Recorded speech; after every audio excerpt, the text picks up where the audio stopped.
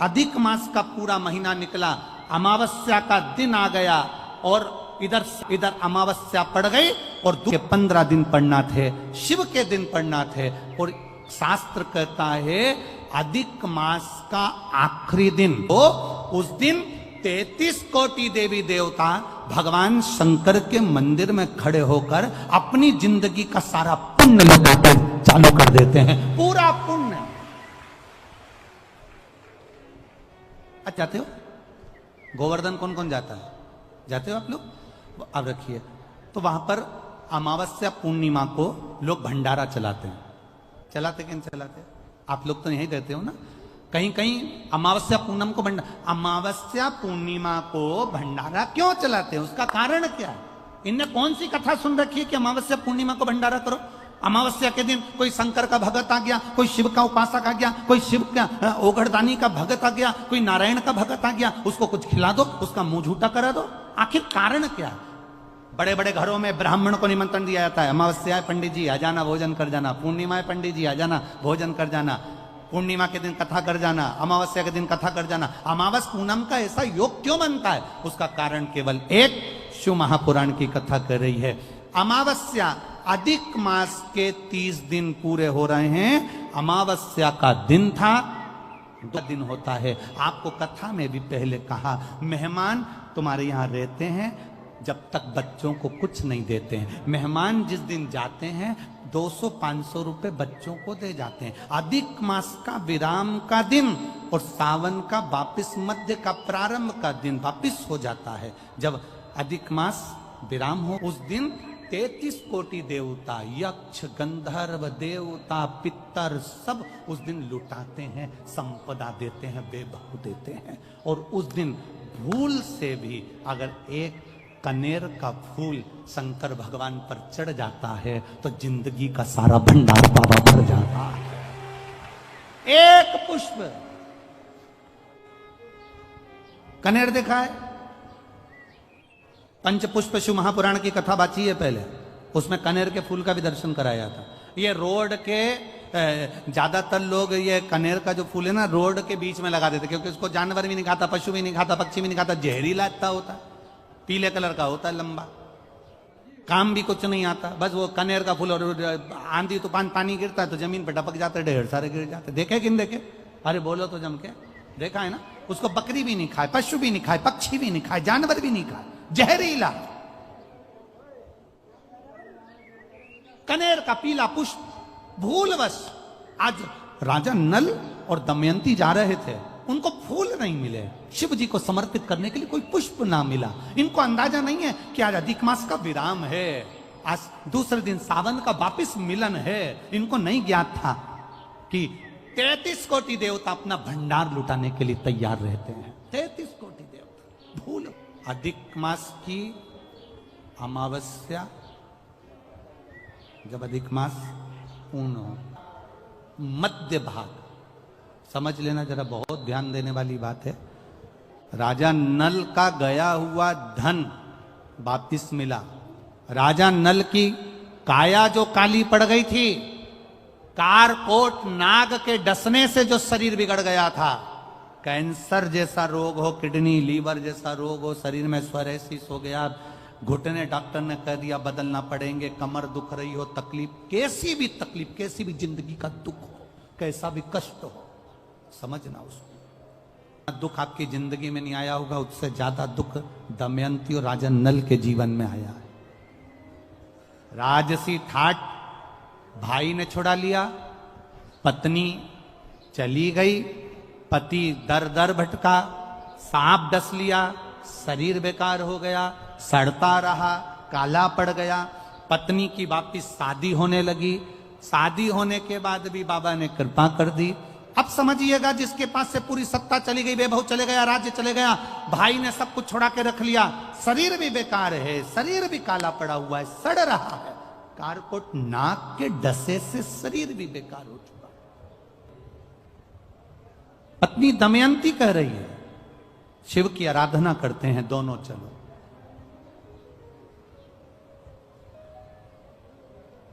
और दमयंती पत्नी ने अपने पति के साथ बैठकर शंकर की आराधना का एक नियम बना लिया। रोज शिव के मंदिर में 2 लोटा जल का स्मरण किया। अब फिर निवेदन करेंगे, सारे दिन तुम बाकी के दिनों में जाओ, सारी समस्या का हल। जम के बोलो जरा, 1 लोटा। घर से चलो तो लोटे के ऊपर लोटा हो, डबल देगा।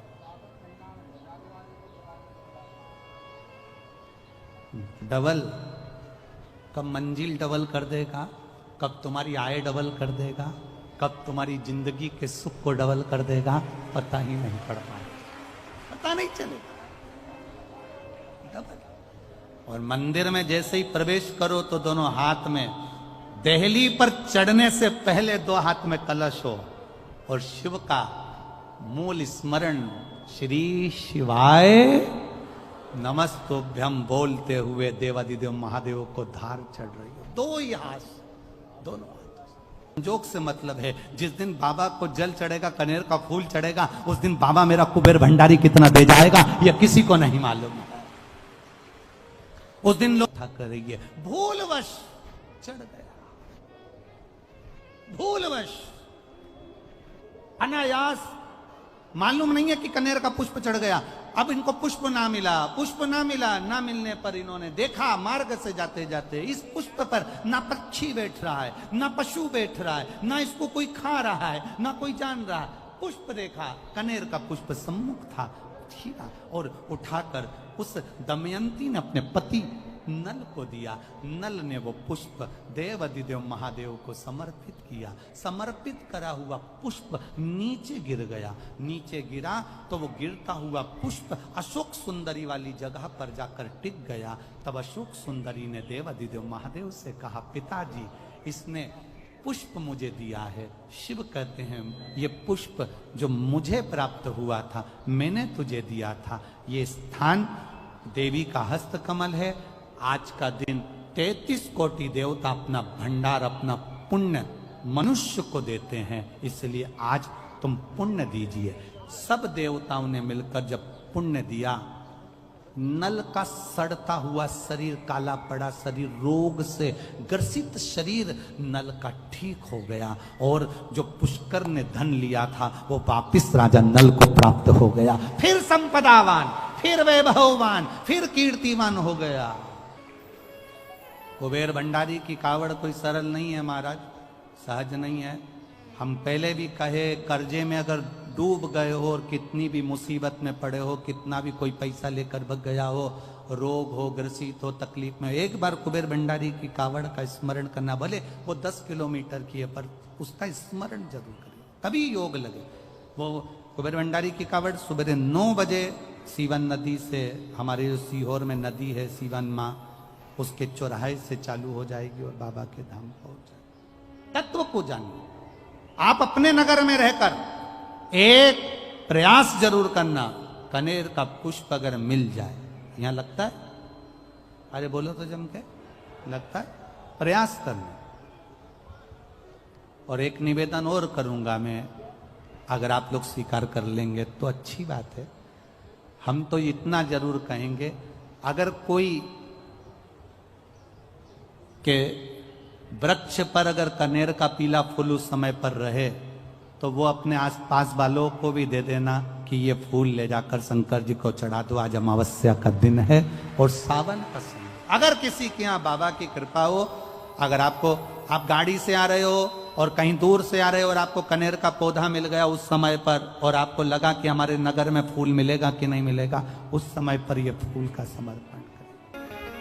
आप ये ना सोचे कि आप कथा में आ रहे हो, आप ये ना विचार करें कि सीवर वाला बाबा कथा को बाच रहा है। नहीं, शिव महापुराण के महत्तम में लिखा है, शिव पुराण बाचने वाला भी शिव है, शिव पुराण सुनने वाला भी शिव है, और शिव पुराण कराने वाला भी शिव है। कोई दूसरा नहीं, केवल एक शंकर ही करा सकता, केवल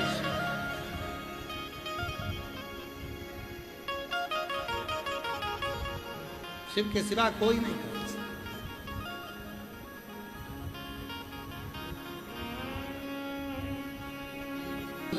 मेरे भोले बाबा से कोई पुराना रहा होगा, ये पक्का है। एक बार जोरदार ताली बजाओ। आपका कोई ना कोई संबंध भोलेनाथ जी से रहा होगा, निश्चित है। कोई पुराना संबंध मेरे शिव से रहा होगा, इसलिए बाबा ने, भोलेनाथ ने आपको आगे करा नंदी के रूप में। यह कथा हो, ये शिव के बिना कुछ नहीं।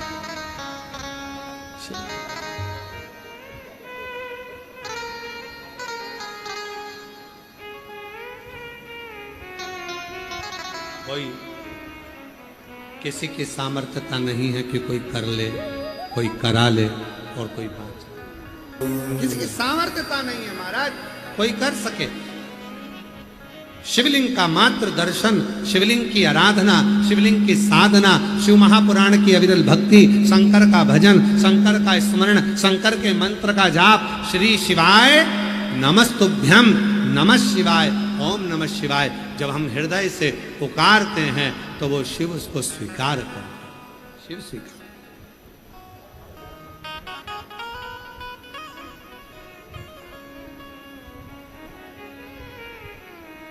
पार्वती जी ने शिवलिंग का निर्माण करा, कुछ नाक चढ़ाया तो भी शिव ने कृपा कर दी। और ऐसी कृपा करी पार्वती जी पर कि मेरे भोले बाबा ने एक बड़ी मछली का रूप लिया और समुद्र में आ गए, सारे जाल तोड़ दिए, सारे जाल समाप्त कर दिए। पार्वती जी के जो पिताजी मछुआरा था, उन्होंने, मछुआरे ने कह दिया, जो इस बड़ी मछली को, भेल मछली को पकड़ लेगा, जाल में फंसा लेगा, बस उसी से मैं अपनी बेटी का विवाह कर दूंगा। पार्वती जी इतनी सुंदर थी। नंदी, मछुआरे के नंदी उस समुद्र में भेल बनकर चले गए और मेरे महादेव मछुआरा बनकर चले गए। उन्होंने उस मछली को पकड़ लिया। पार्वती जी को शिव मिल गए, उनका मंगल विवाह हो गया। वापिस वो अपने आनंदमय धाम को आए। जब धाम को आ गए तब महादेव ने पार्वती से पूछा, पार्वती तुझे मालूम है मैंने तुझे क्यों भेजा था नीचे? तुझे मालूम है तू क्यों गई थी? तुझे मालूम है? पार्वती जी बोली, मुझे नहीं मालूम कि मुझे क्यों भेजा। शंकर भगवान ने कहा, पार्वती तूने एक प्रश्न किया था।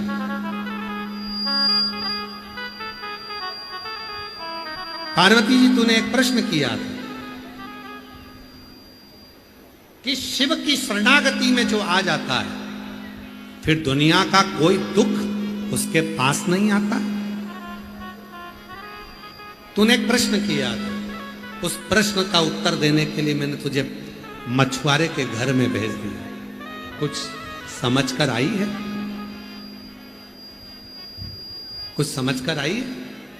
पार्वती जी ने कहा, एक बात तो समझी हूं। जो पार्वती जी ने समझा,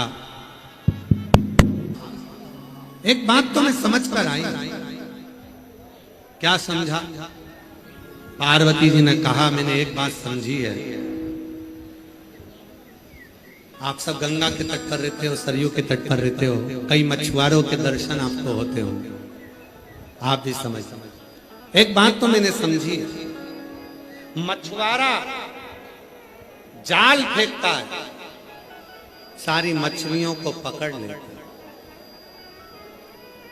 पार्वती जी कहती हैं, मछुआरा जाल फेंकता है, मछुआरा जाल फेंकता है, सारी मछलियों को पकड़ लेता है, मछुआरे के जाल में सारी मछलियां फंस जाती हैं। फंस पार्वती जी कहती हैं, पर मैंने देखा है मछुआरे के जाल में सारी मछलियां फंस जाती हैं, पर जो मछली मछुआरे के पांव के पास आ जाती है वो जाल में नहीं फंस पाती है। पार्वती जी कहती हैं, मेरे प्रश्न का उत्तर मिल गया। जो आपके चरणों में आकर बैठ जाता है फिर संसार के जाल में वो फंस नहीं पाता है और वो निकल कर बाहर हो।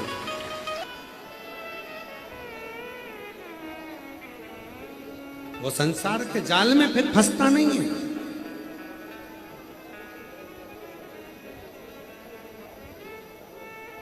आज मुझे समझ में आ गया, आज मेरे चित्त में आ गया, आज मेरे व्यवहार में आ गया, आज मेरे मन में आ गया,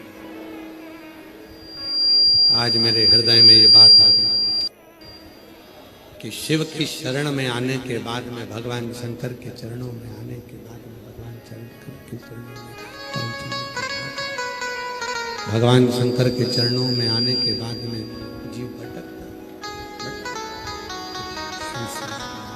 जाल में वो फंसता नहीं। इसलिए महाराज 9 जून से